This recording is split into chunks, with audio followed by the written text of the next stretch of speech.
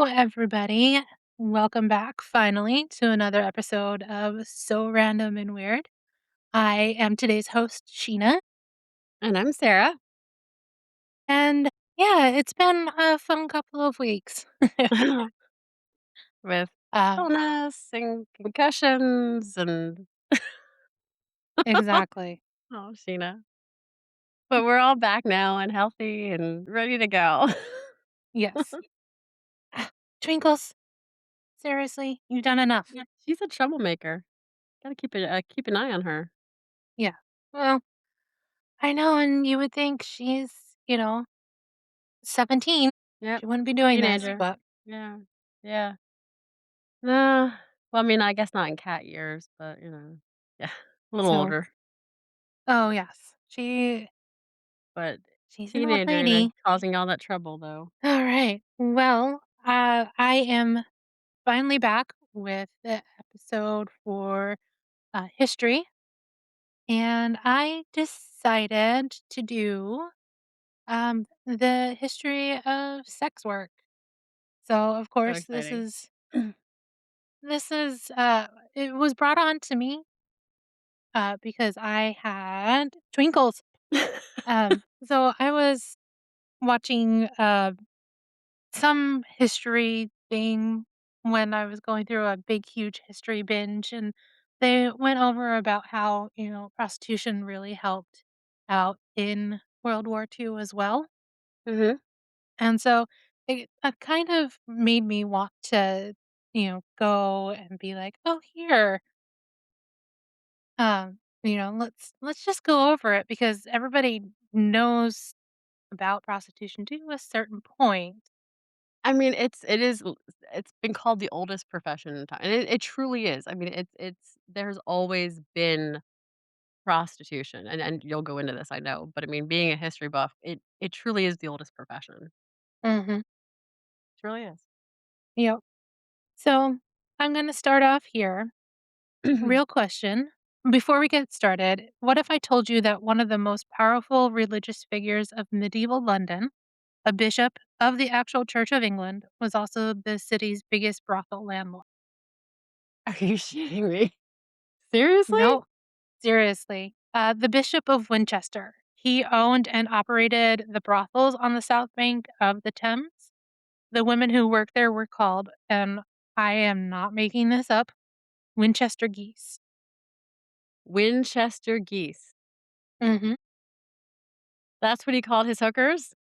Yeah. Wow. Wow. That's Yep. great. So the good old Church of England was in the sex work business. I guess prostitution had the church's blessing. That's awesome. Yeah. They would obviously collect rent and tax their earnings, and they ran the whole operation as well. And it wasn't like a deep, dark secret either. It was just how things work. Probably all the while condemning the evils Of course. of prostitution at the pulpit in the church. Right. Oh god, that's great. I love the hypocrisy. Oh, go ahead. Yeah. So, sex work has never really been separate from civilization. It's been woven into it, into economies, religions, wars, laws, and moral panics. The stigma is a bit more modern. I mean, of course, 600 years, but compared to all of time, I guess, yeah, it is more modern. And the industry is as old as time. So, and the thing is like history books tend to gloss over. It's never only been women. I'm going to spend some time on male sex workers as well. Oh, yay. Okay, I'm excited for that. So, yeah. So, we're going to go way, way back. We're going to rewind. That little rewind sound that we Mhm. all Zennials know so well. Amen. And we're going to go to ancient Mesopotamia and Greece, Rome, medieval Europe, through to Victorian England and Jack the Ripper, too, the American frontier. and then also go over, like I said, the male brothels as well. And so just so that way everybody knows, we're not here to point fingers and be, denounce anything on this because I'm just here to give you the facts of how it's actually The been. history of it. Mm, yeah. We're not promoting, we're not criticizing, critiquing, just the facts. Yep. And so way, way back in Mesopotamia, 4,000 years ago, which would be around modern day Iraq. And it wasn't just sex work. It was something that was actually performed in temples. There was a class of women called, and I'm gonna screw this up, but Kadishatu, which they were associated with the temple of Ishtar. If that name sounds familiar, then that's a goddess of love and war. And so they would have perform ritual sex as worship, and it was not seen as shameful but holy. This complete inversion of what we think in Western culture has taught for centuries. So then we have there, and then we go over to ancient Athens, where, the land of democracy, philosophy, the Parthenon. But sex work was a fully taxed legal sex trade. The heterae were educated companions, often the most intellectually free women in a city that kept its wives at home and invisible. The most famous heterae was Acacia of Miletus, who was the partner of Pericles, who effectively had more political influence than any officially recognized woman in Athens. That's incredible. That's incredible how I'm sorry to interrupt. How it's now turned, and I know you're gonna go into this, into this degrading, degraded, shameful occupation. I mean, Mhm. here is are societies who were incredibly intelligent, that they and women, were, they were, like you said, silent at home, making babies, they were, and here were these women, these prostitutes who were intelligent, well-read, respected, quite the opposite of what this work became. Right. Wow. So then we're gonna go jump over to Rome. They took it and they made it licensed, regulated, and state taxed brothels. Pompeii, as we all know, they have those frescoes that they found as well, and then they would have prices carved into the stone as well. So that way it was literally written in stone. Written in stone, can't change it, no. Yep. Yeah. And it was completely normalized. It was economically integrated and socially accepted. Though there was a stigma, of course, attached to their legal status because most likely it wasn't going to be a, a person who was considered a citizen of Rome. So now we're going to get into the Middle Ages. And of course, where we start to see the moralization coming in. And as we get into detail, it was never only women. So you start seeing the rise of Christianity to dominance across Europe. You'd assume this is where sex work gets stamped out, condemned, driven underground. But you would be wrong. Augustine of Hippo, a 4th century uh, in the 4th century, prostitution is a necessary evil. Remove it and worse sins follow. Aquinas echoed it in the 13th century. The sewer analogy, a city needs a sewer or the palace becomes filthy. It's not flattering, but practicality. It meant licensed brothel districts in Paris, Venice, Florence, Bruges, and London, where, of course, again, we have the Bishop of Winchester, who was literally collecting rent from the Southwark stews on church property. Then we have the 1490s. Syphilis, cities panic, close the bathhouses and brothels. And then we have the Reformation, a new wave of moral purity politics. City after city shuts the licensed brothels. Does it end the industry? Of course not. It drives it underground. So then it strips workers of what little legal protections that they had and makes things considerably more dangerous. So Uh, Christianity actually didn't end it, the Reformation did, more or less? Or mhm, not end it, but, like, make it, morally, ethically mhm. that was mostly the Reformation? Okay. See, yeah, that actually really surprises me. I thought it would have been Christianity. I mean, just because I know religion can very often, Mhm. criticize us down. Well, Sure. and then also you have around this time syphilis coming in as well. So, but the crackdown doesn't eliminate the sex work. It just harms the people who are in it, and it's going to be a repetitive pattern. So you've got the Reformation where now morals, of course, and you're going to have your uh, Puritans pop up, which no fun for you, period. If you have fun, you're a witch. So I'm going to jump ahead now to Victorian England, Okay. which is, of course, one of my favorite eras. So, of course, you've got Victorian England, you've got Queen Victoria on the throne, and the empire at its height, and a culture obsessed with the performance of moral respectability. Mhm. Underneath, underneath that performance, a sex trade on a staggering scale. Contemporary estimates put as many as 80,000 women involved in prostitution in London alone in the mid-Victorian peak. Numbers that can be debated, but the visibility was undeniable. The Haymarket, the Strand, and the West End, these were known sites. Working class women entered the trade for reasons that were almost always economic.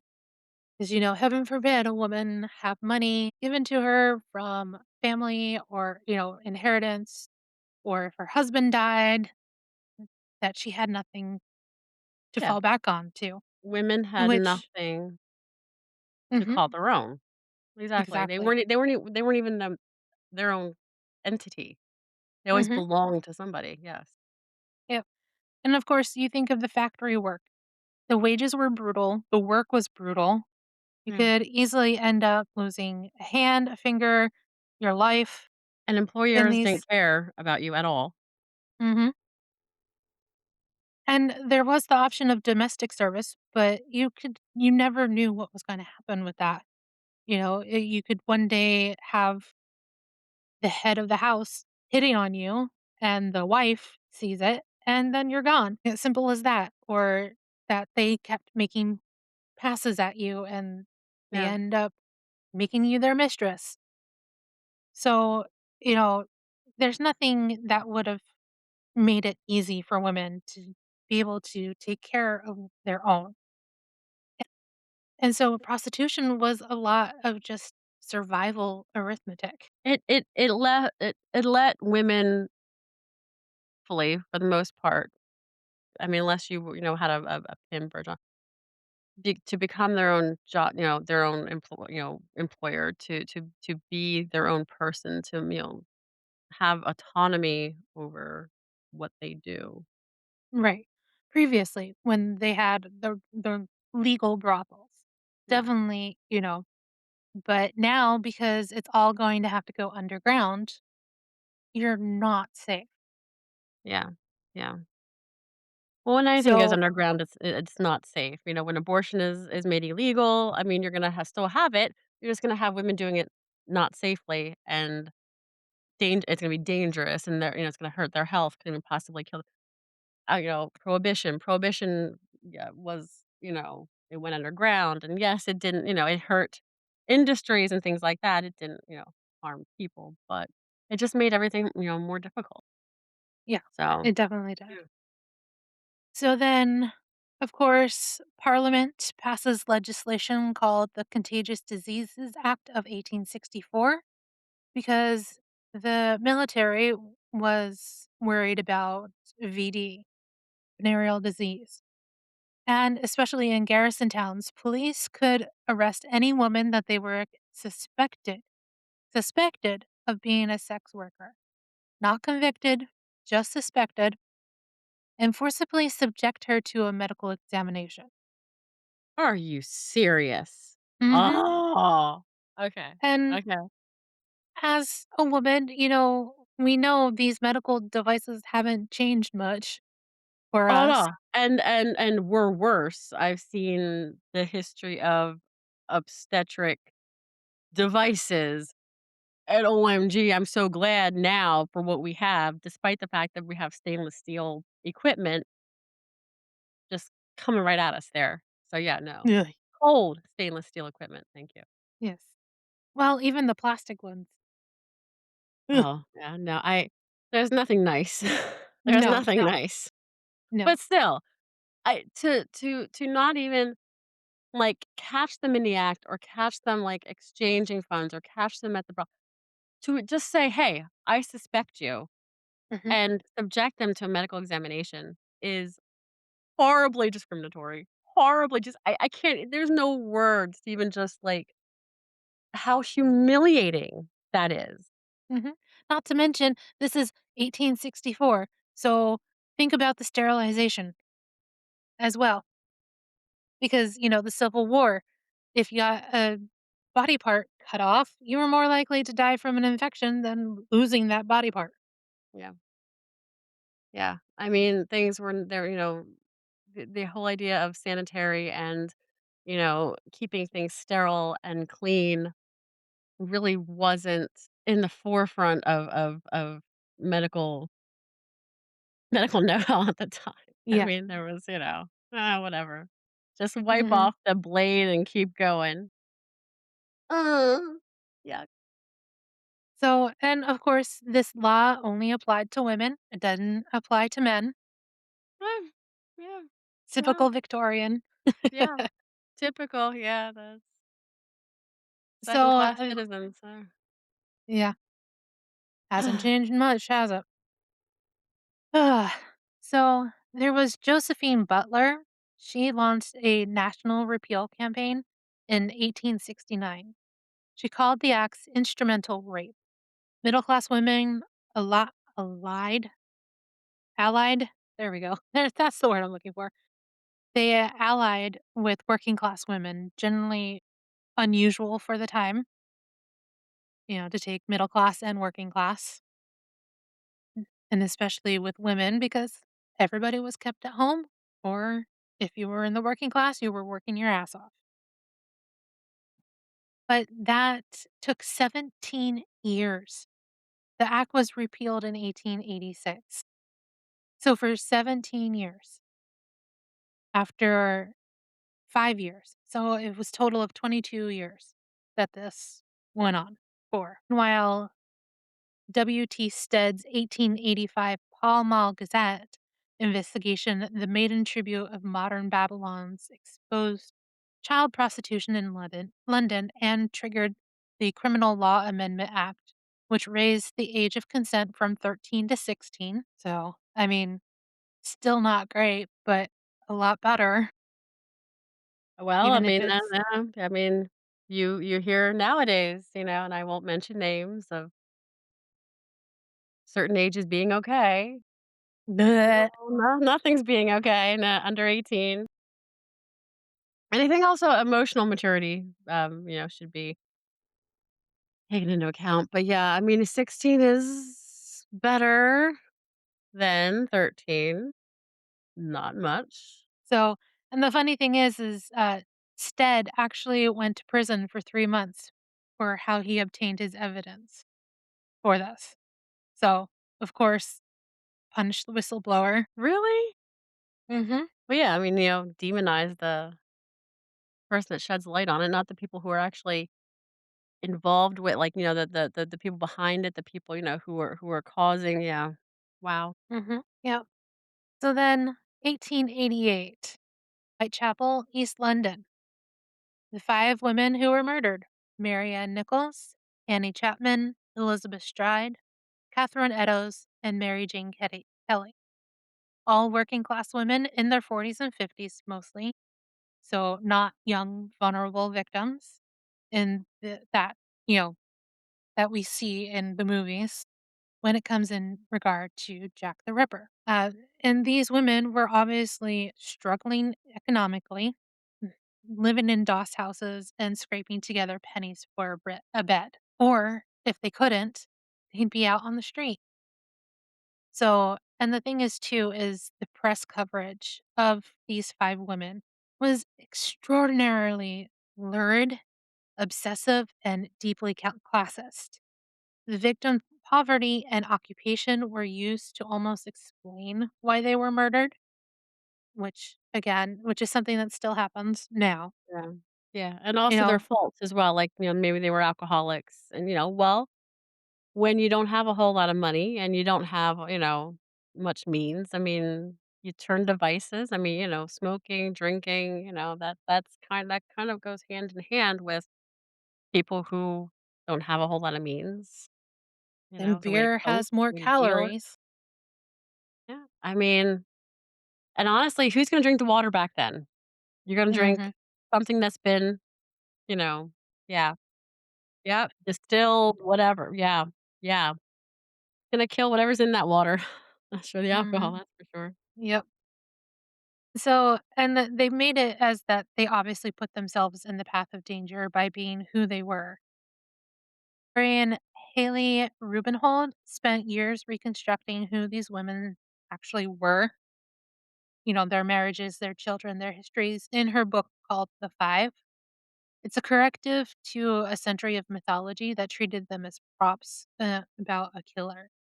So, if anybody wants to read that, again, it's called The Five by Hallie Rubenhold. So, of course, the Ripper effect um, on the broader sex trade was predictable and brutal.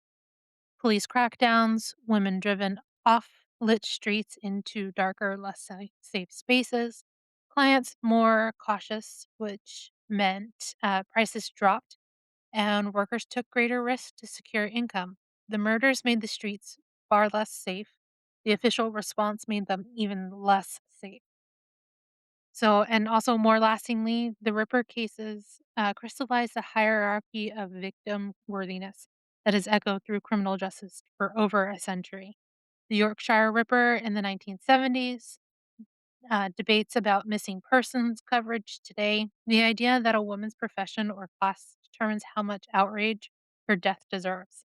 And that's directly from Jack the Ripper. So now we're gonna jump over the pond, as they would say, and we're gonna go over the American West, which we all know was huge, big thing that was happening in um, the mid 1860s.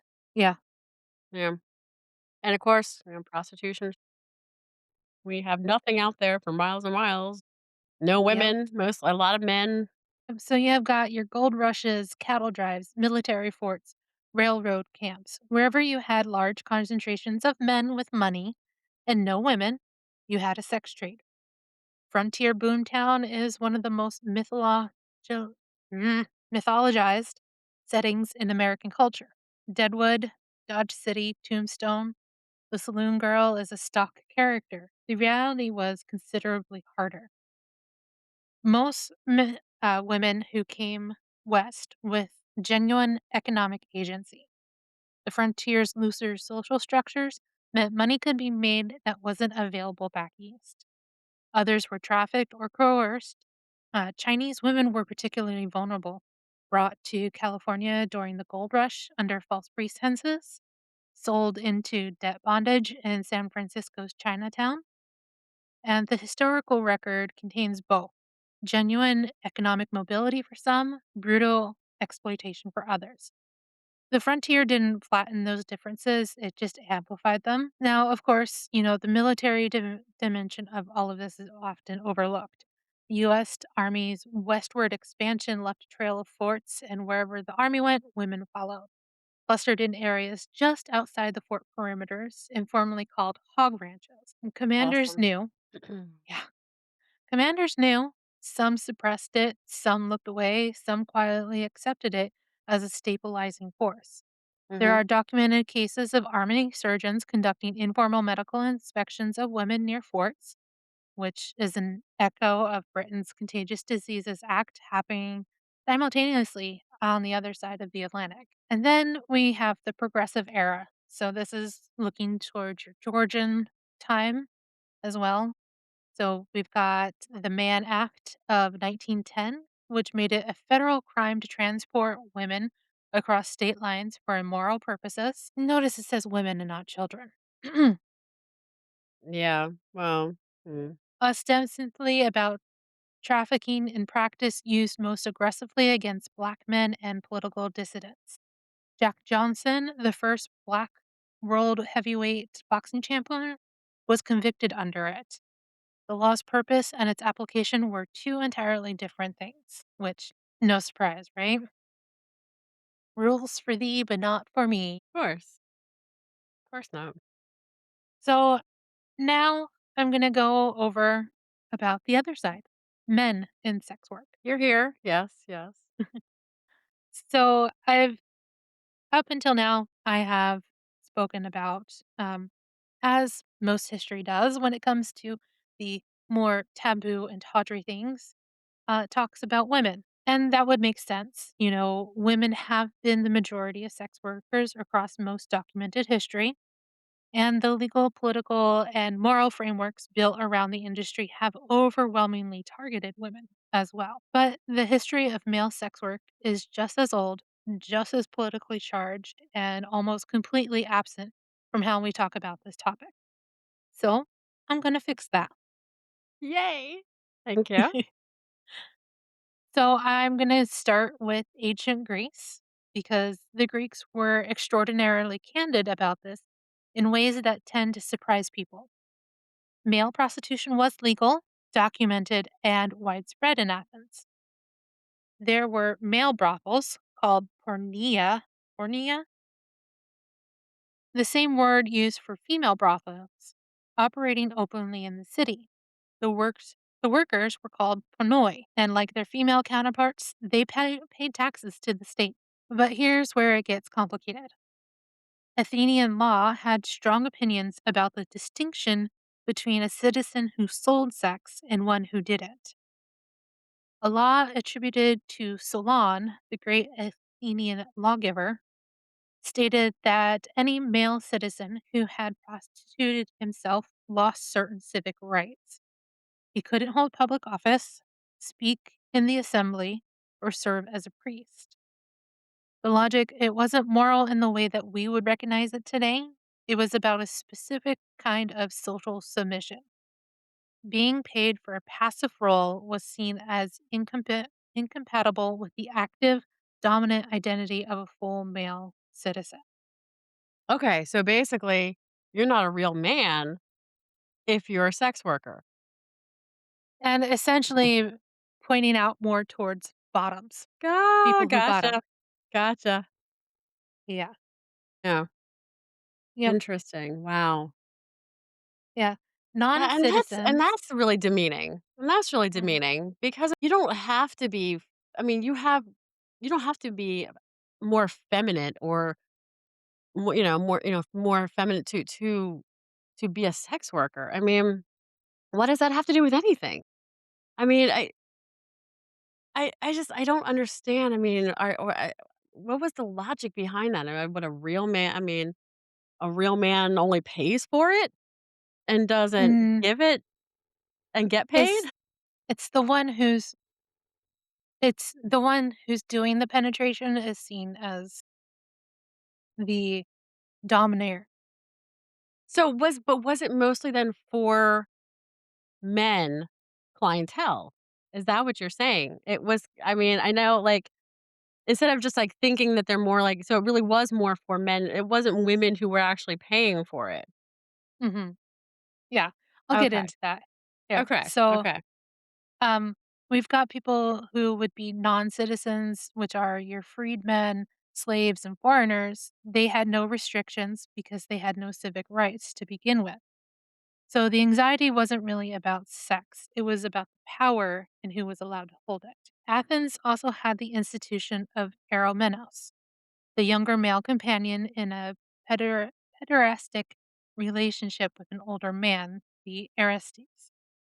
This was formalized, socially sanctioned, and operated on a very fine line between mentorship and exploitation depending on the specific relationship.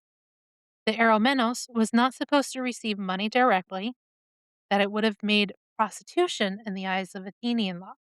He received gifts, and the distinction was considered meaningful.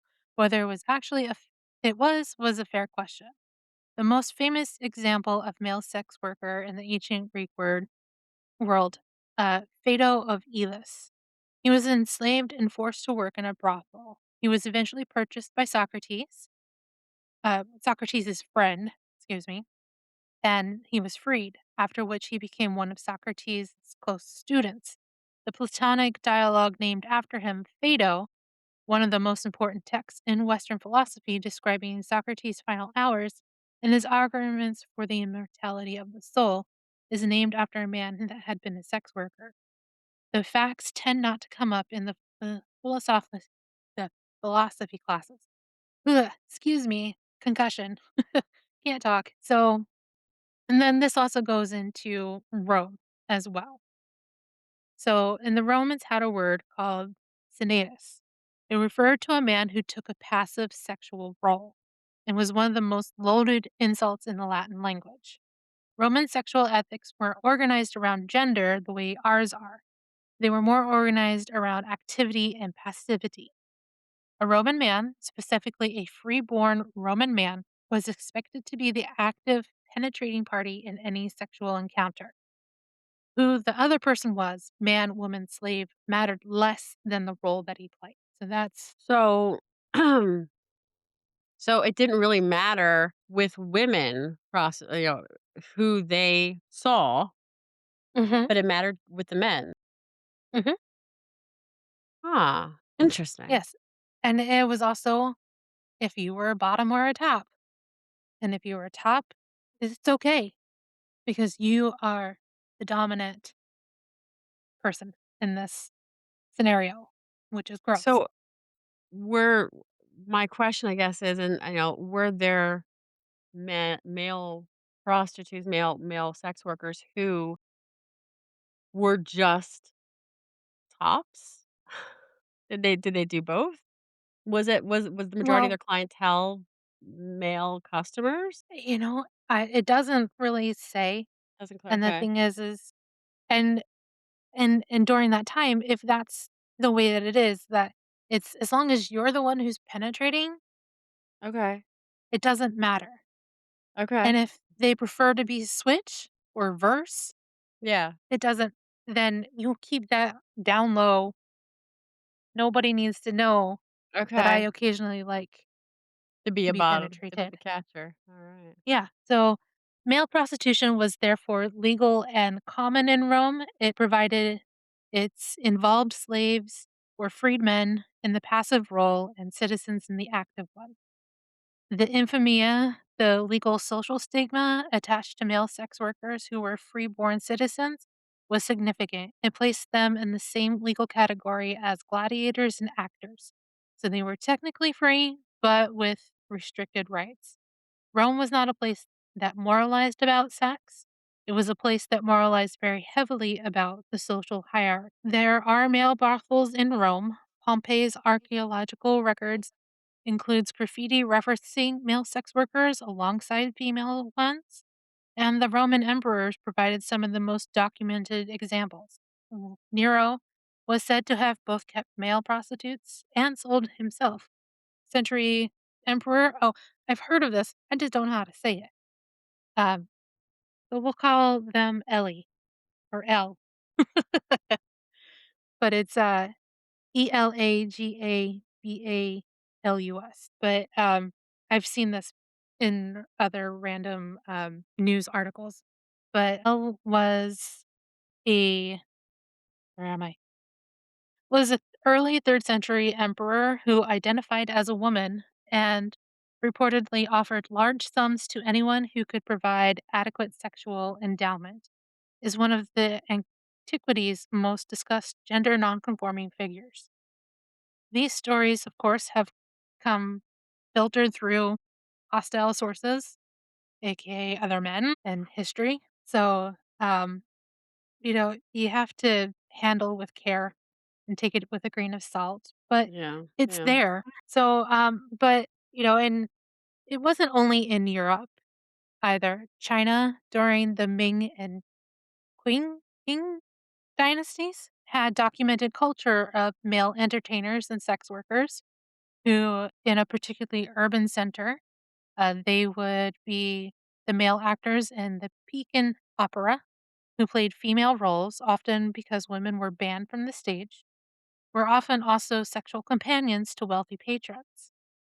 The relationship between theatrical performance and sexual availability for men had direct parallels to the heterae in Greece, a class of people whose professional skills and social proximity to power came bundled with sexual expectations. So in Japan, they had the Yoshiwara, which was the females, and their equivalent in the males was the Kaguma, which are young male entertainers often trained in the arts who provided sexual services to male clients. The Kaguma flourished particularly during the Edo period, which is the same era as the Yoshiwara's height.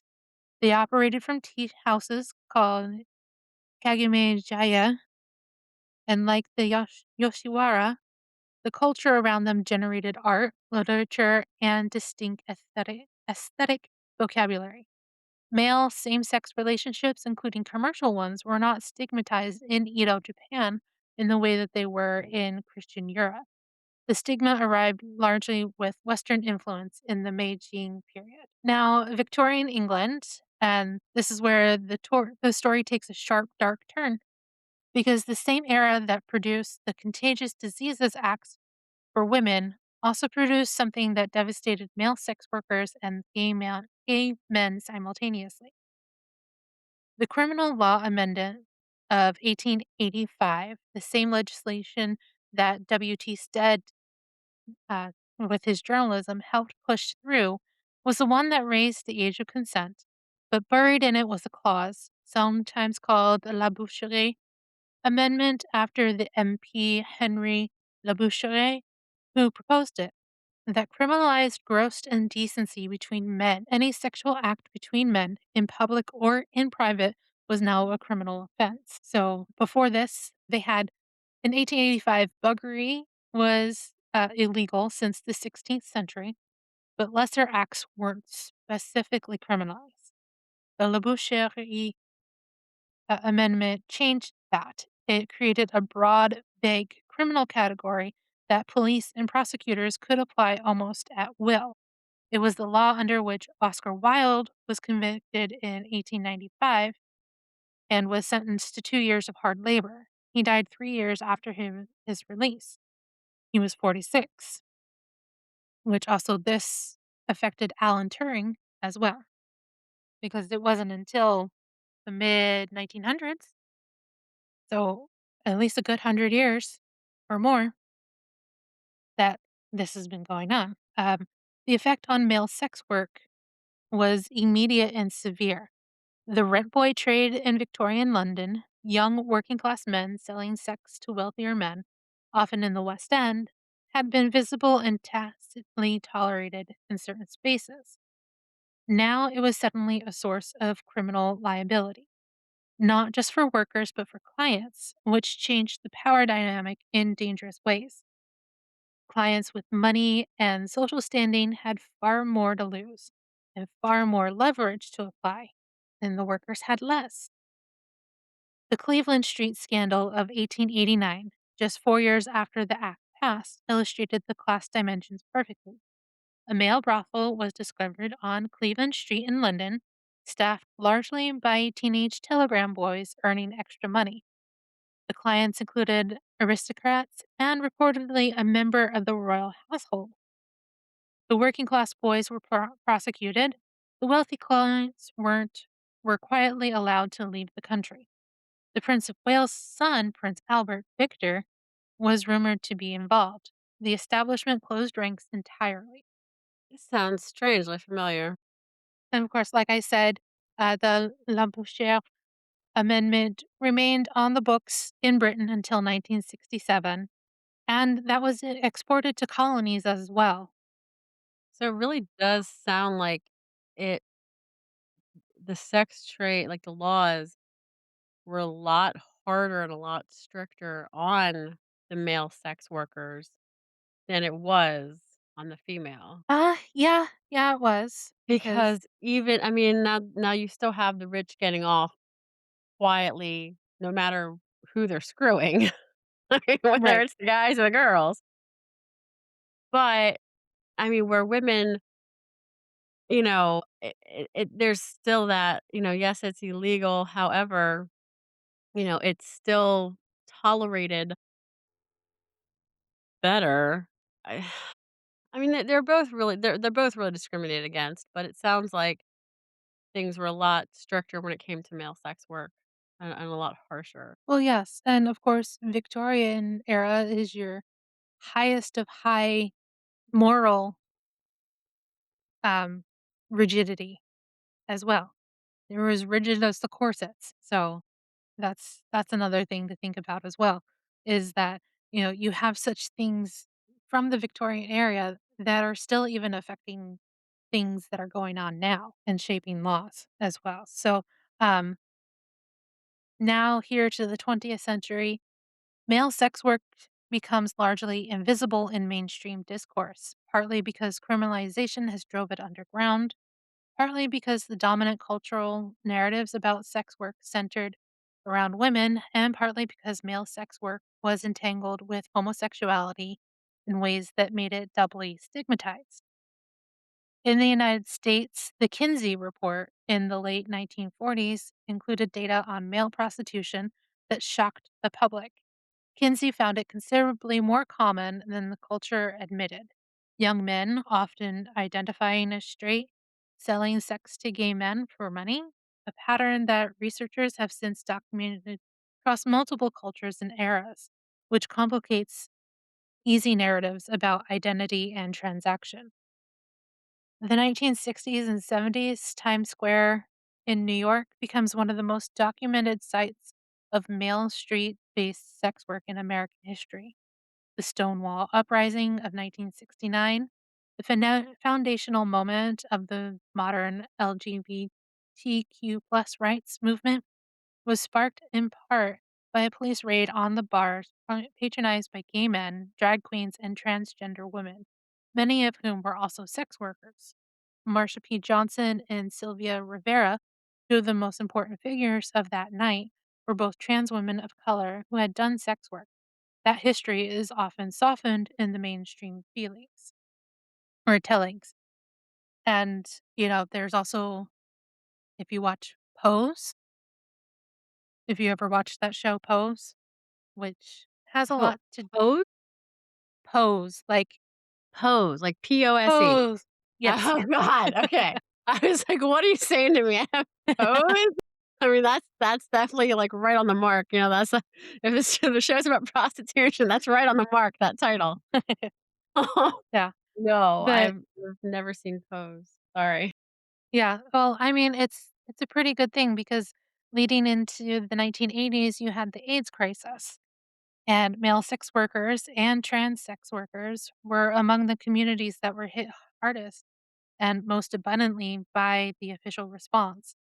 The same peer led harm reduction networks that emerged along female sex workers during this period had their equivalents in male and trans communities. Organizations like GMHC in New York and others specifically reaching street based workers saved lives that the public health system wasn't reaching. But yeah, with Pose, it's based in the 80s. It's about ballroom and also brings into the fact, that a lot of the trans people or gay men were out there prostituting themselves because that was the only way that they were going to get money, pretty much. Some were obviously addicted to drugs, but also in the fact that unless you could absolutely pass as a woman, if that's what you were wanting to pass as, then you had to like lock it down, keep it completely quiet that you were born a male. And, and if you were able to hold a job, And then also, I remember there's scenes where one of the girls, the trans girls, she's working in one of those little peep shows, you know? So, it has to do a lot it really affected a lot with AIDS and the Yeah, communities. yeah. Wow. Yeah. And then, the legal landscape for male sex workers has always been more complicated than for women. In many jurisdictions, the laws regulating or criminalizing sex work are written specifically about female prostitution. Male sex workers exist in a legal gray zone, sometimes not covered by the same statutes, sometimes prosecuted under different laws entirely, often dealing with police who treated male street workers with greater violence and less due process than female workers. So basically, your global picture today, male and trans sex workers are estimated to make up somewhere between 20 to 30% of the overall sex worker population, though these numbers are hard to measure precisely given criminalization. Research consistently shows they face higher rates of violence than female workers, less access to services, and greater invisibility to both policy discussions and advocacy. And so, with the history of male sex work is a history of visibility and erasure. The only documented in Greece and Rome, present and aestheticized in Ming China and Edo Japan. They were criminalized and driven underground by the Victorian legislation that exported that damage across an empire. Pushed to the margins of the 20th century's already marginal conversations about sex work, and still largely missing from the mainstream story, which is worth naming. So, we've got now the fact that, colonialism exported European power across the globe, and with it, it organized sexual exploitation of colonized people of all genders. Colonial administration structured sex work to serve military garrisons and male colonizers. In parts of Asia, Africa, and Latin America, local women, and in some documented cases, young men, were funneled into systems serving occupying forces. The power dynamics weren't incidental, they were architecture. Japan's Yoshiwara, the licensed pleasure quarter of Edo, now Tokyo, was a walled city within the city, economically enormous, culturally embedded. The Oran, high ranking courtesans were cultural icons, romanticized and built on debt bondage simultaneously. And with its male equivalent, the Kajima Jaya tea houses, it represented one of the most thoroughly organized commercial sex economies in pre industrial history. Then World War II, Imperial Japan systemically conscripted and enslaved women, primarily Korean, Chinese, Filipino, and other Asian women, to serve the military. Also, they were also called comfort women, a euphemism for state organized mass rape. Historians estimated 200,000 or more were involved with this. Most were deceived, coerced, or directly forced. The Oh women who my god. survived spent decades in silence. Many went public in the 1990s. There were formal apologies that were walked back. It remains a contested geopolitical issue today, and the women who experienced it are now in their 90s or are gone. So, this is an ancient history. And you have to think after in the 1970s, something generally new, an organized sex worker rights movement called Coyote or Call Off Your Old Tired Ethics. Love it. Love the name. They were founded in San Francisco in 1973. They wanted to start framing sex work as labor, not rescue, not rehabilitation, because that's usually what you heard, right? These poor women, they're drug addicts. We need to rescue them. They need to find Jesus. They need to go into rehab. But they wanted to make it so that way they had labor rights, they had workplace protections, decriminalization. And this created real tension within the feminist movements between those who saw sex work as inherently exploitative, and those who argued that the workers deserved agency and protection, regardless of how one felt about the industry. That tension has never fully been resolved and is still in every policy that's debated today. And of course, now we've got the AIDS crisis, which devastated sex work communities of all genders. It also forced a reckoning. Public health systems that had ignored these communities now needed them for harm reduction. Peer outreach networks, safer sex education, some of the most effective HIV prevention of the era came from sex worker led organizations. A community stigmatized and abandoned built the infrastructure that saved lives because no one else was going to do it. And then today, Incredible. yeah. And of course, today, the policy debate centers on three models: full criminalization, what most of the US does, uh, full decriminalization, treating it as labor, which is what New Zealand has done in 2003 with a broadly positive outcome for worker safety. And then there's three, the Nordic model, which decriminalizes selling but criminalizes buying. So the argument for the Nordic model is that they protect workers, but they punish the demand. The argument against it from the workers is that it pushes transactions to less safe, more rushed environments where screening clients is harder. The Yeah. evidence is genuinely mixed. Anyone who tells you it's simply is selling you something. So, you've got, of course, then there's OnlyFans and the digital economy that has changed this as well. You have your independent content creators who have more control over their pricing and clients and greater apparent agency. In the platform dependency, though, you've got your terms that can change overnight, content theft, and the same stigma relocated now to those who do this online. New medium, familiar dynamics. So, with that, as you can see, every civilization, every time period, every decade, this has happened. Sex work has been there and it will still be there.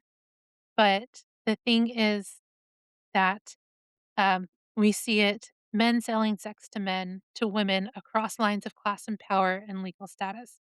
And for as long as we've written the records, the mainstream story about this always has been centered on women, and which, of course, they have been the majority of workers on this. But the women have also been the targets of the legal control. So it's an incomplete mess of policy and it just throws a wrench into everything. And so with looking at all of this, you know, we've had times when it's been legal and they've controlled it, they taxed it, but then they turn around and they moralize it and criminalize it or try to erase it. But none of them have succeeded. What they succeeded in doing consistently across cultures, across the centuries, was harming people. The medieval crackdowns, the Contagious Diseases Act, the Labouchere Amendment, the Frontiers Army pragmatic tolerance that still left women with no legal standing, comfort women, the Cleveland Street scandals, quiet protection of the wealthy and prosecution of the poor, the AIDS crisis, abandonment of the most vulnerable. The pattern isn't that societies fail to eliminate sex work. Pattern is they consistently structured the harm to fall onto the workers, and particularly on the workers with the least power, which is women, poor women, enslaved women and men, colonial subjects, gay men, trans women, people in the intersection of multiple forms of marginalization. And this is just my observation of going through Mhm. this. I mean, what does it have to do with you if if you don't want to partake? It's the same thing as abortion. Exactly. If you don't believe I in mean, abortion, don't get an abortion. yeah. If you don't want to partake in using And a sex worker, don't do it. and it's the same, and I'm not comparing these things because it's totally different, but like people. criticize gay marriage because of what I mean, it once again, if it doesn't involve you, why who care? I mean, like, um, I mean, in my mind, I And mean, the services are there if you need them, but if you don't need them, don't want them, it is your choice to decline, to live your life, to move on, not even think of who cares? I mean, if 2 people love each other, who cares if they're the same sex? If someone wants to purchase a sex worker for the evening, who cares? I mean, does it involve you? Is it you? I mean, then care, but if it's you know, I people want to involve themselves in every little single aspect. They wanna push their opinions and push their thoughts and push their rhetoric and their beliefs, their belief system on everyone else. And it's like, why? Who are you? Who is to say your thoughts are better, your religion is better, your ideas are better? Who?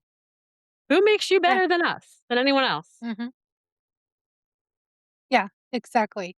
And the thing is too is, you know, I always loved the whole thing of, well, my parents were 2 straight people, and look at me, I'm gay. Or, when people come out and they're like, "My parents were straight." Being exposed to any gay media is not going to make you gay. The only thing is it's going to go, "I identify with that." I mean, I feel like pushing things under the rug is not going to solve anything. It may take your mind off of it because it's like, "Oh, okay, well, that's illegal, so it's not gonna happen now."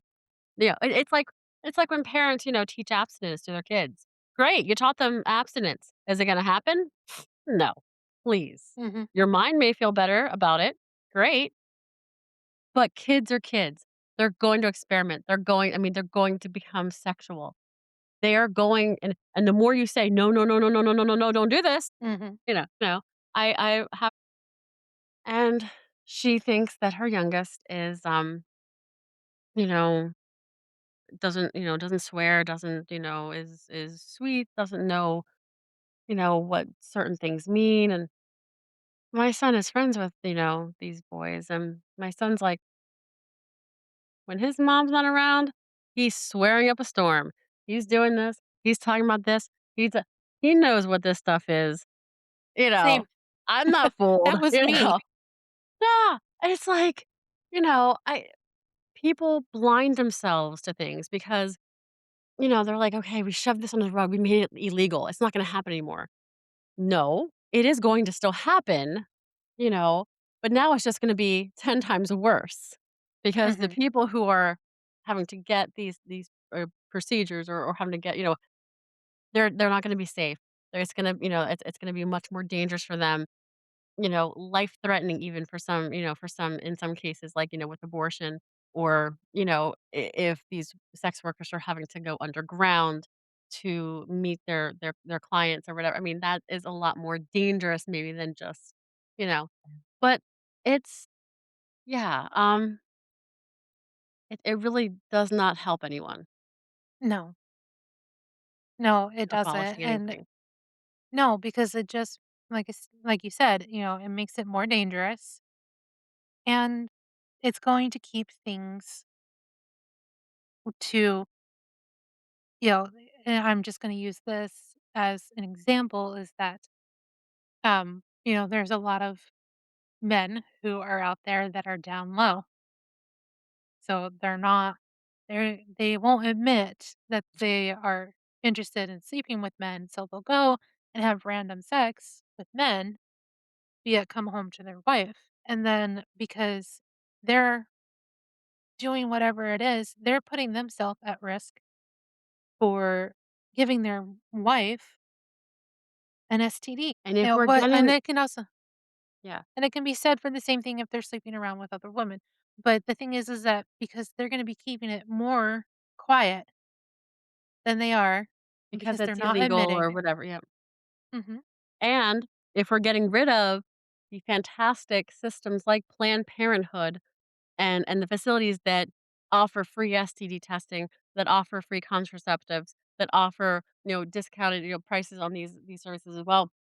If we get rid of these institutions, people are not gonna be as willing to go to their normal PCP and be like, "Hey, I'm screwing around with my wife, it's illegal. I want STD testing." Despite the fact, I mean, that there is, HIPAA laws and things like that. But I mean, if the spouse is on the HIPAA law, they have access to medical records. So, it is nice to be able to have these services around because people can get free, STD testing. They can get, condoms, birth control, whatever devices, so that if they, if this is their line of work and this is what they choose to do, they can be safe and they Mhm. can keep other people safe. Right. Well, that and also here's the thing, you know, when you think about it, there when a lot of these other states have decriminalized marijuana, you know, and you can have X amount, so now all you have all of these dispensaries. You have another state product that you can tax to be able to help your state and your people in that state, while also providing something that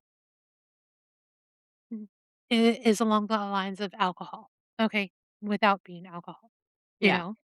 Well, I mean, But it's a product that can help people in so many different ways. But the point is, I mean, a lot of states have recognized that now. They recognize that, mhm, hey, yes, this is considered a drug, but it's a medically safe drug and it has so many positive outcomes, so many positive, you know, um, things that it can, with anxiety and depression and seizures and sleeplessness and pain and it can really help some and it can also help the body as well. I mean, more and more states are recognizing this and realizing this and making it legal, just like, cigarettes, alcohol, whatever. And they can tax it. They can so, it but I don't if under they did that with sex work, yeah, because you're still gonna have those places that are going to be going, but it's giving somebody a job, it's giving them, a place where they're secured. They could make sure that anybody who comes in has to have a current STD check within the week of coming in. They could make these kinds of things where if that is a job, because, it's like working at McDonald's. You don't want to necessarily, not everybody wants necessarily to work at McDonald's, you know? And of course, sex work is something as well that some people want to go into it, some don't yeah. you know? And if you For could at least make it so that way it's safe regulated. and yes, and regulated and within, because I mean, they did it in Nevada Huh? Huh? I and mean, because you're not gonna get rid of it. Is the bottom line. And in my mind, if it works well in New Zealand, mhm, if they were able to legalize it and with positive outcomes, I mean, you're having, the sex workers are able to get health care, health insurance, they're able to get checked out. They're keeping people safe. If they're, if the, states are providing them with like, oh, excuse me, with, contraceptives, things like that. Another aspect of, of keeping everyone safe, it just makes sense to me, It mhm, just makes sense because 'cause you're not gonna get rid of it. So what are you gonna do with it? right. Well, and the thing is too is I saw a quote and it says, um, "Female virginity is highly prized, but male virginity is seen as a failure." And so and what options do you have if you are going to see life as this way, Wait a minute, you wait a know? minute, wait a minute, wait a minute. So female virginity is prized, Mhm, male virginity is not. mhm. who are the men having sex with? Depends on the If the man. females have to be virginal, that's what I'm saying. This whole concept of women must be pure. We can't be touched or we're sluts. What? You Mhm. know? I'll tell you what I am, pure evil. Exactly. I'm like, count me evil. Count me evil. No, that it's ridiculous. I mean, women are just as sexual as men. Some women can Sometimes be even more more. sexual than some men. I mean, sexuality differs, from person to person, but I mean, just because we're women doesn't mean we're not sexual. Mhm. Oh, you know, yeah. No, no, that's a very, misogynistic and, archaic, uh, view of things, and, I do not agree with it at all. Do not So either. So, let me find our wheel, and what do okay. you got? What do you got going next week? Well, I actually I was gonna do something. I was gonna do, a mythical, creature. I think I'm gonna wait on that. Um, and Because you I'm have feeling a what? little what? You have what? The Paranormal? what? I What have did free sp you get? I had a free space. Oh, okay. But I was gonna do like a mythical I was gonna do the Wolf Man. I Hmm. feel like I should save that for, like, closer to Halloween because, my love of the Wolf Man. But I think I'm gonna do something else and save it. So, I'm now I have to decide what I wanna do. You have 1 week. I know, I know, I know. And like I said, I can still do the Wolfman, but I felt like, it's March. I mean, to me, the Wolfman just screams fall, but I love the Wolfman so much. Ah, yay, that's your thing. That's your thing. Well, not that the others aren't, but you love paranormal. I do. My lifelong obsession. Yes, yes. Oh my gosh. But, So, well, if you decide to do the Wolfman, I mean, I still would love to, because there's things like the Rougarou in Louisiana, or the Beast of something in Europe. yeah, in France, and that's kind of where it, I think, originated. Mhm. Um, the I've done so much research on this in the past. In France, there was, this thing that was, like, killing, like, sheep and going after women and children and, like, mauling Mhm. them, and I forget what they called him, but it was in France, and it was, The in this one loup-garou? vi yeah, I forget what it was. I know it would be Loup, loop something, and the Rougarou, because Louisiana's got such deep French Yeah, connections, loup-garou, yeah. is Loup-garou is werewolf in French. Mhm. That's actually in one of my movies, Moon of the Wolf, is, Mm. the guy Well, saying "Lucarook," and he's saying "Loup-garou, werewolf." Oh, I still get there's shiver listening to that. Sorry, I'm well, weird. there's an episode of Doctor Who that I absolutely Oh, love, and surprise, surprise.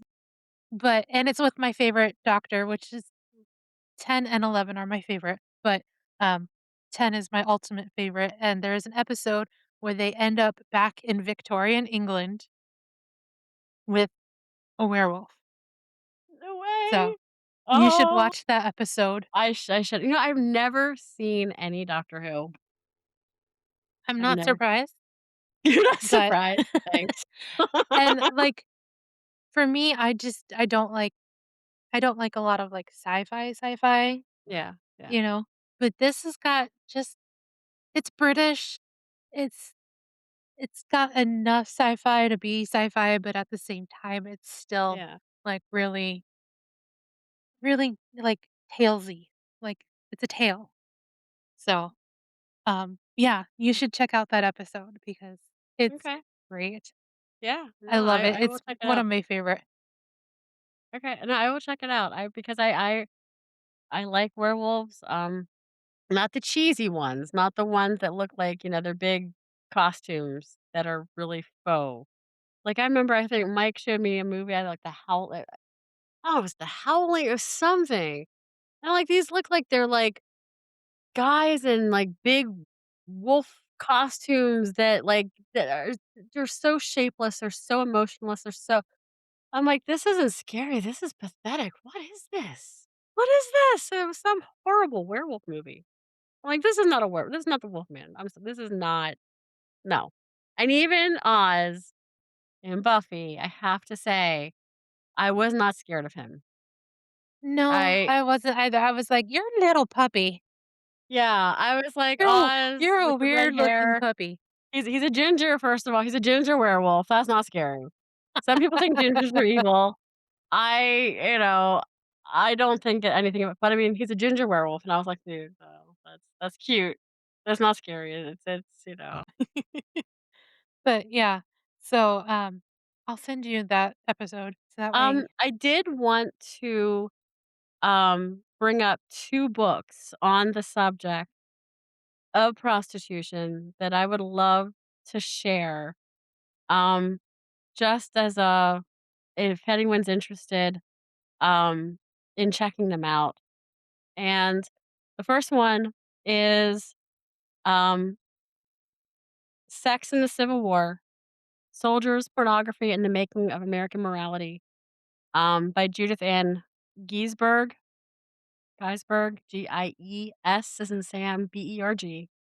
I'll share them with you so you can share them in the site. Um, very fascinating, talk about, uh, sex during the Civil War, how it affected everything.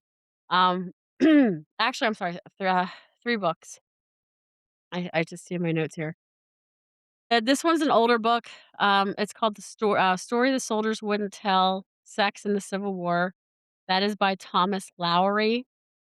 And like I said, that's an older book. I'll share that one with you as well for the site. And then, the 3rd book is Soiled Doves: Prostitution in the Early West. And, that is by, Anne Seagraves. See, I know I put in my notes here. Anneseagraves. Um, fascinating, fascinating reads. Um, just they're so detailed, and it gave me a more colorful look at now I'm an ancient history person, so, I mean, it gave me a more colorful look at history, because they don't teach you like you said, they don't teach you this shit in school. Like, my Mrs. Mellinger is not gonna be like, "Alright, now we're gonna learn about hookers in the Old West." Yeah, you know, I'm not getting that lesson in school. You don't So, really even get that in college, so no, no, you don't. You get some more detailed, um, stories about, maybe the slave trade, the African slave trade, things like that, which are horrendous to learn about. But you don't you don't hear anything about prostitution. You don't hear anything about, what life was like for women back then. Um, and that's some of the history that I love to look at. and the What was history life like? too, when it comes to things like that, it's always villainizing. It is. It is. It is villainizing. So yeah. But it's definitely they're interesting reads, and I'll share them with you, so if anyone wants to check them out. Yeah, no kidding, especially, like, the 5 from, that I mentioned, that one sounds really interesting as well, because it's putting the human face instead of what they were. Yeah, like, they were lower class, and Mhm, were they really? I mean, were they hard up on money and they did that on the side? Maybe, sure, who knows? Who cares? Who mhm, cares? yeah, The point is they were brutally and horrifically murdered by a yes, deranged definitely. lunatic Yep. who liked to cut them open, play with their innards. Ugh. Yeah.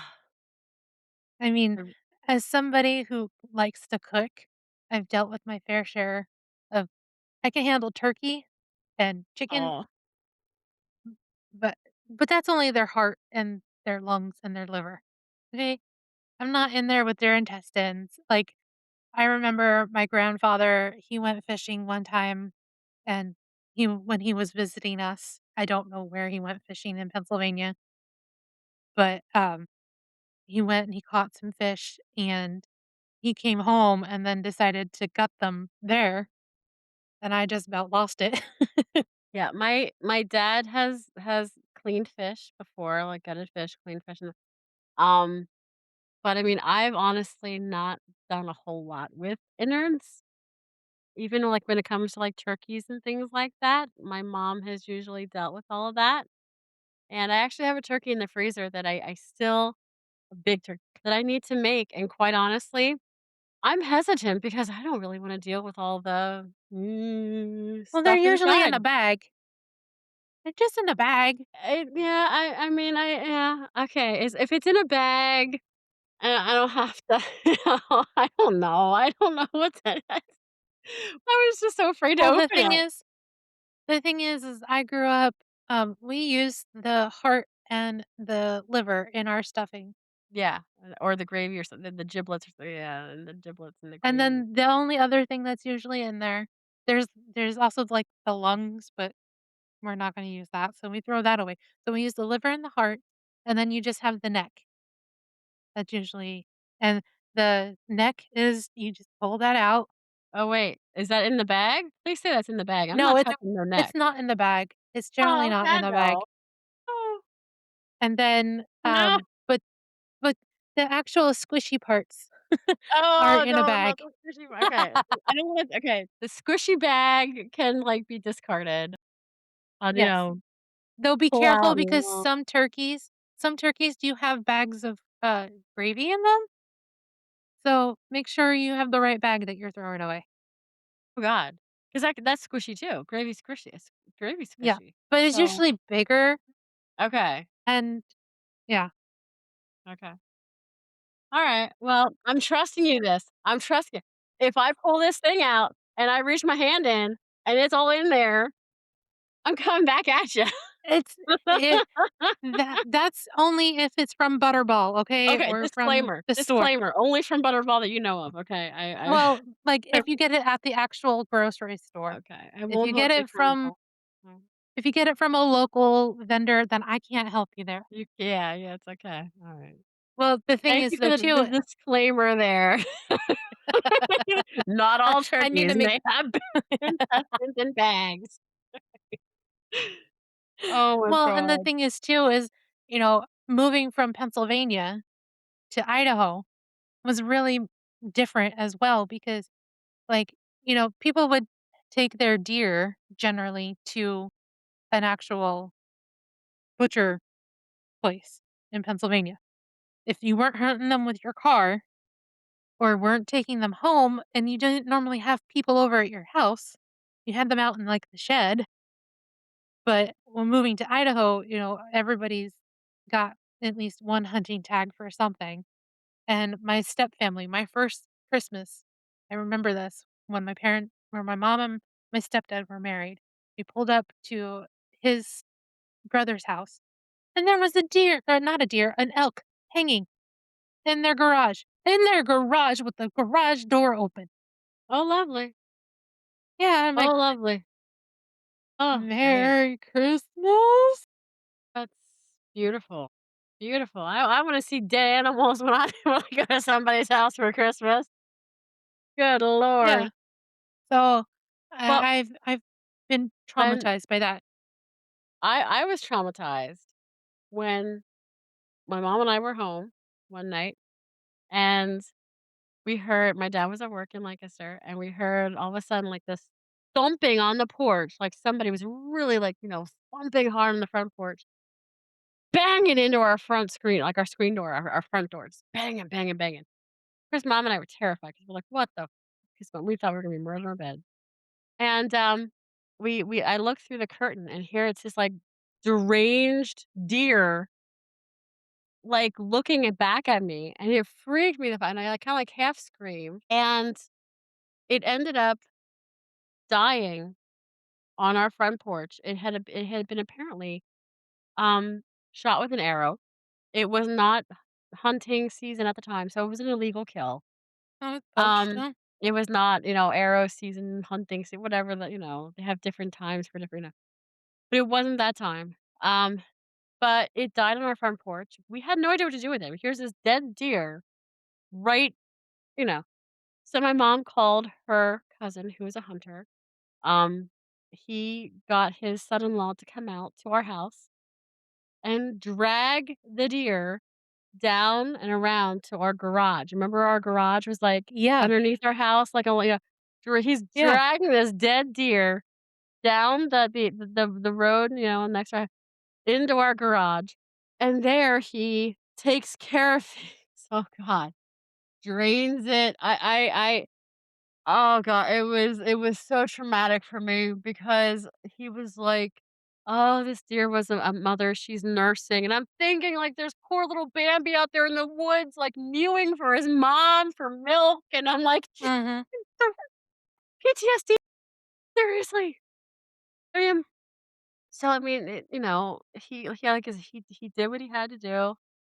I guess drained it, and then he took it with him, and he butchered it in his, where he had all his tools and everything.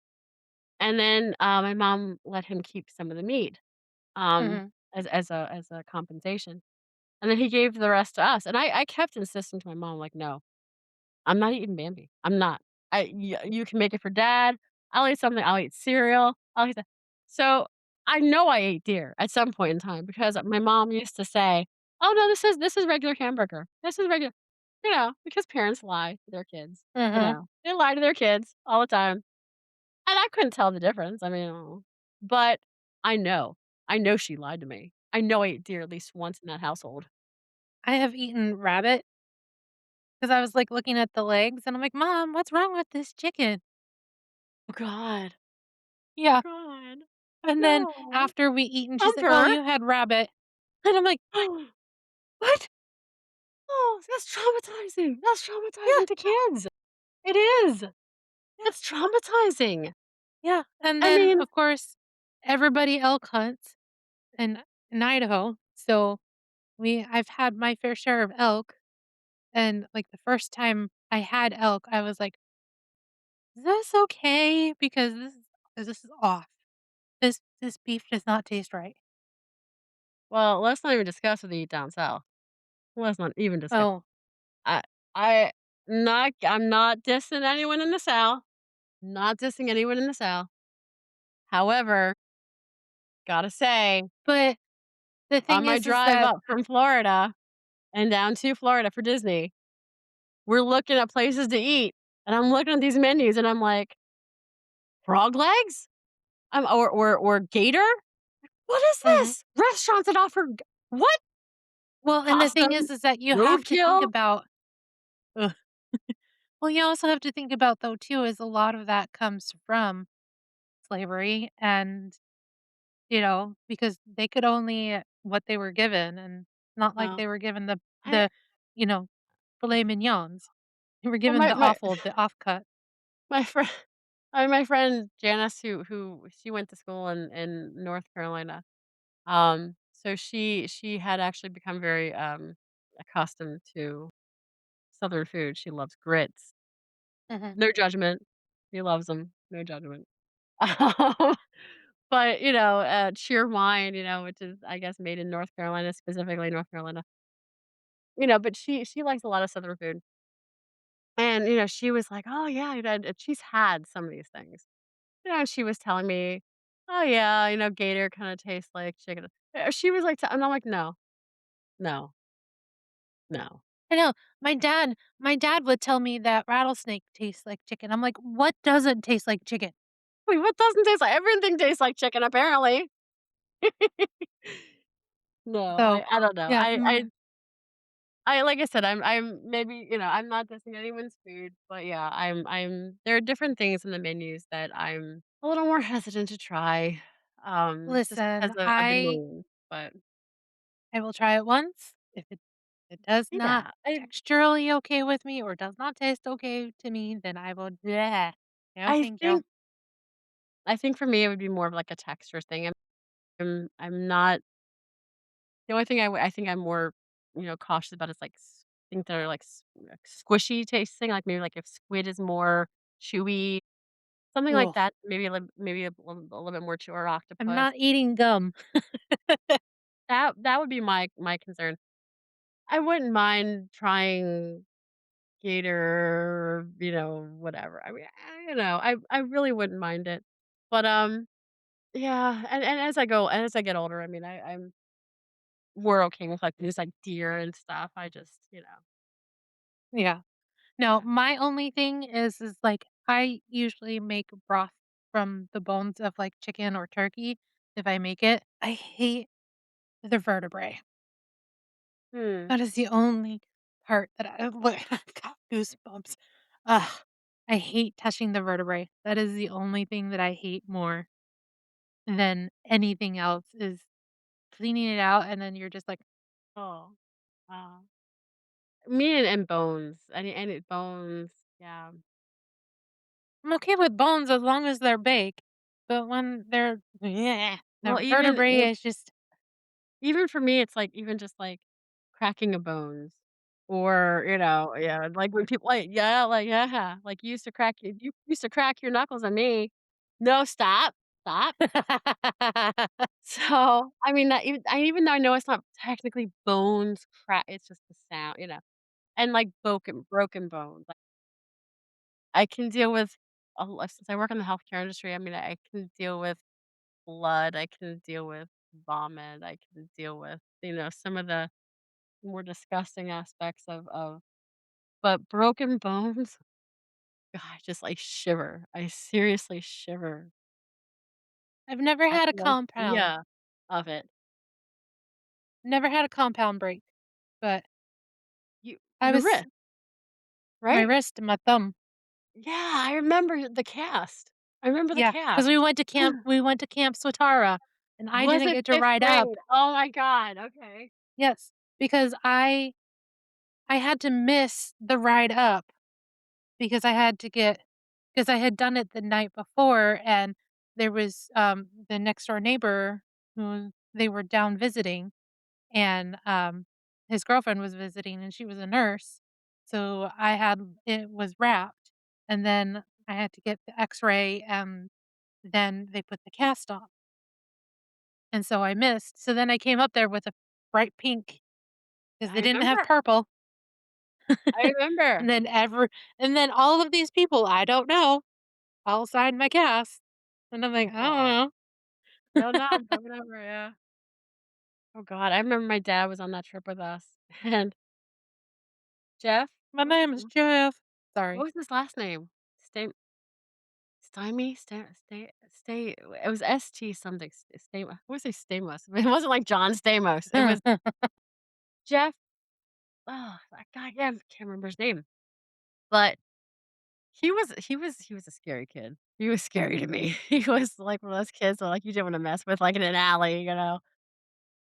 But I remember my dad, complaining, he's like, "Oh, like, the kid in the bunk above me," he's like, "Oh my god, I think he was trying out for the Olympics. He was tossing and turning and jumping and pounding."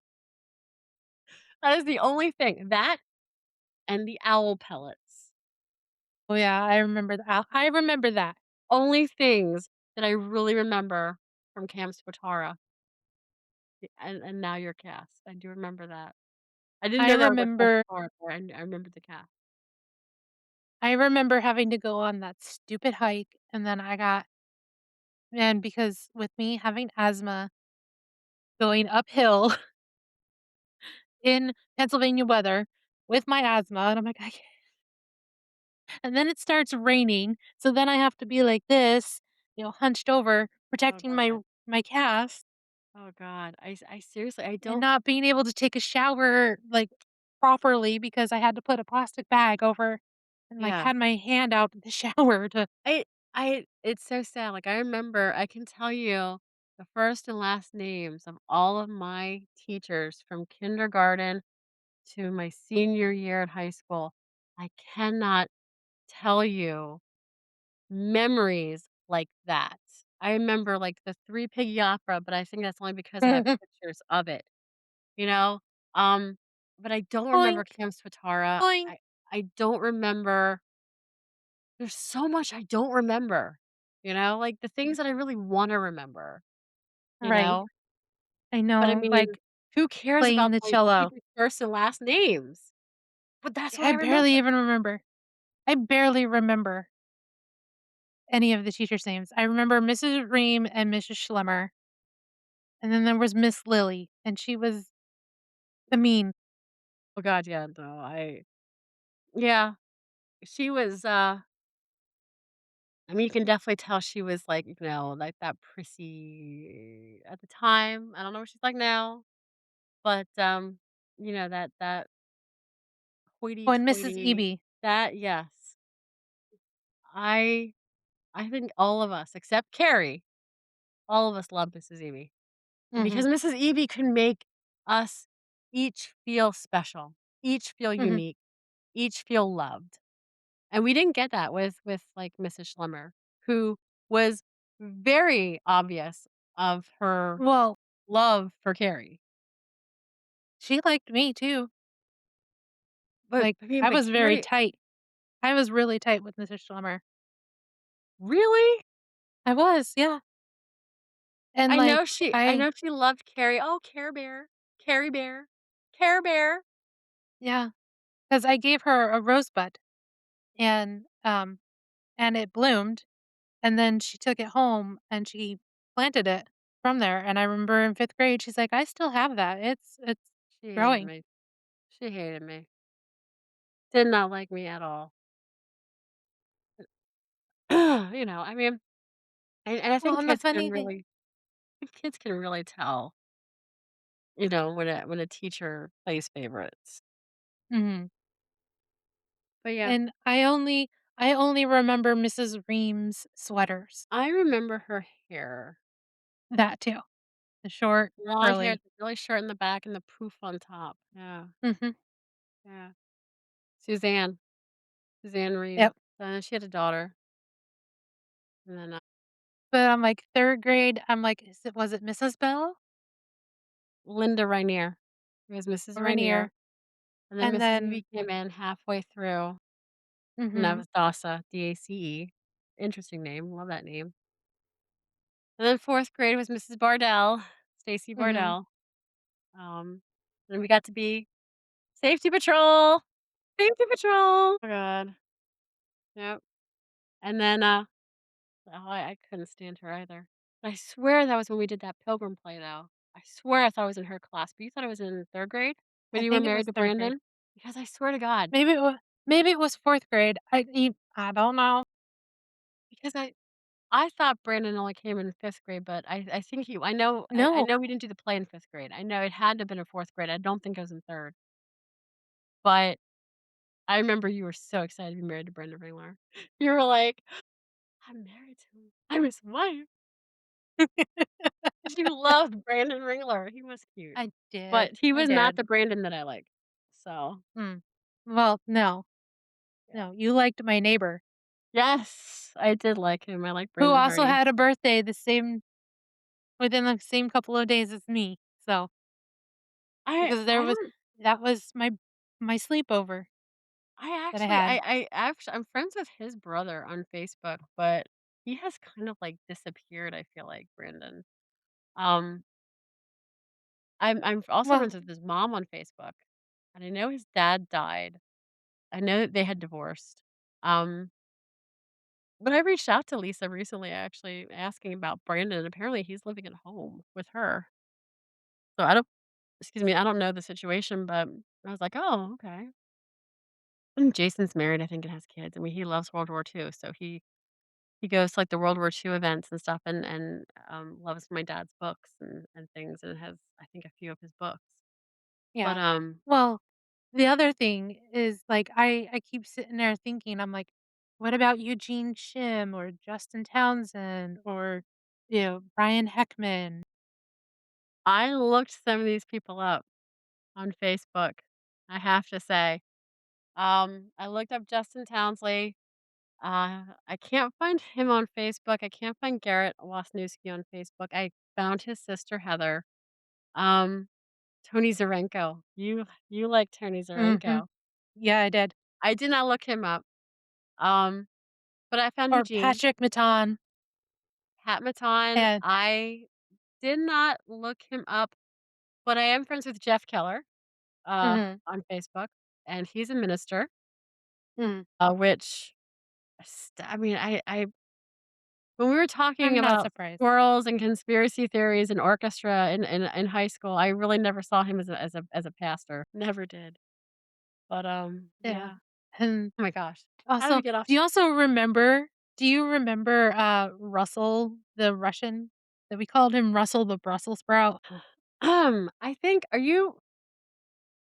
I remember, Gennady No. Klamash, but Russell was not I mean, Russell he wasn't, like, Russian. Hmm. I don't know why I don't know why that always comes up in my head. Yeah, I mean, So Russell was he was a good-looking kid too. Ryan Heckman beat me up. What? You never knew that? No, I didn't. Oh my god. 5th grade, it was Daniel Leamy and Brian Heckman, because Daniel lived up by my house. Well, Brian lived out past Fulton, so, I mean, they must have gotten together because they were up on East Main Street in Ephrata. So, yeah, I was with, Amanda, who was a year below us. She was my neighbor, and we were outside, I think, playing or whatever. Daniel and, Brian were wanting to cause some mischief, and, they were like, "Oh, come on, you should do this with us, you should do this with" and they started putting pine cones in the gas tanks of the cars, and I was like, "Oh my god," and I don't know who started or what, but Danny started beating up Amanda, and Brian started beating up me. And like I said, I don't know how it all started. I really truly don't. I mean, my memory is like spotty, but I accidentally kicked Brian in the I mean, it was Well, at least purely you did accident. that I mean, accidentally. I seriously did not mean to kick him there, but I mean, I was trying to defend myself because he was beating me up. But I take it as a win because I wanna fight against a boy. Um, yeah, and they took off. It saved not saved, but I mean, yeah. So, sorry, Well Brian, not sorry. You were beating me up, well, you the know? thing is the only time that I've done that was, we had the neighbor boys that lived next to us, and they had a In Ephrata or little Idaho? in Ephrata, Okay, 'cause they were about around our age-ish, okay. and, uh, I mean, I was little, like, at least 6, so just moved into the area probably, and we were playing, and then all of a sudden they ran to their, like, little playhouse that they had, and they're like, "No girls allowed." And I just whoop, kicked them right between the legs. I mean, yes, you were little. Um, there's no judgment on, I mean, children. I had no regrets until my mom Mine was in self-defense, that's all I'm saying, all I'm saying. I There's no know, judgment, you know? Yeah, but I'm like, "No, I did mine intentionally on purpose because they were rude." like I said, there's no judgment, you were 6. But, you And know what, friend? I had no regrets until my mom made me apologize. You know what, friend? This has been an awesome going down memory lane, but I think we have gone so over time. We have, and I still have, like, homework I need to turn in Oh for gosh, I know. class, I my so my family came home. Mike texted me. Apparently, he actually fell in our kitchen.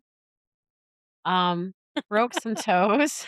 He thinks has a cut on his shoulder. I'm like, so he texted me this. I'm like, I'm in the middle of my podcast. I are you okay? Like so I should probably go down and check on him.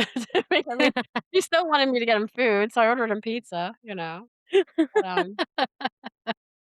Yes, yeah, go I take care of know. your man-child. Yeah. So, The big we, child. so then we'll say bye to our lovely nerdlings, and Yes. Thank we, you so much for listening. We love you yes, and guys. love you, Mhm. and, like and share and comment and all of the Subscribe. other things, pass us along to somebody else, you And know. reach out to us if you have any stories or fun Yes, facts, because trivias, yes, whatever. we'd love to hear your stories. Those stories, weird, crazy incidences, uh, ma glitch in the matrix, whatever it is. So, Yeah. And any yeah, any rando stuff you wanna share. There is no judgment here, we love it. yep. Well, there might be judgment. You never know. But with love. Judgment with love, Yes, like, exactly. "Oh, this is weird, but we still love you." It's okay. We're Yep, weird too. We're weird too. So, very much so. You can't see my skulls on my dress. So, we're yeah. all right. All right, Alright. well, we will see you next week. Bye. Bye.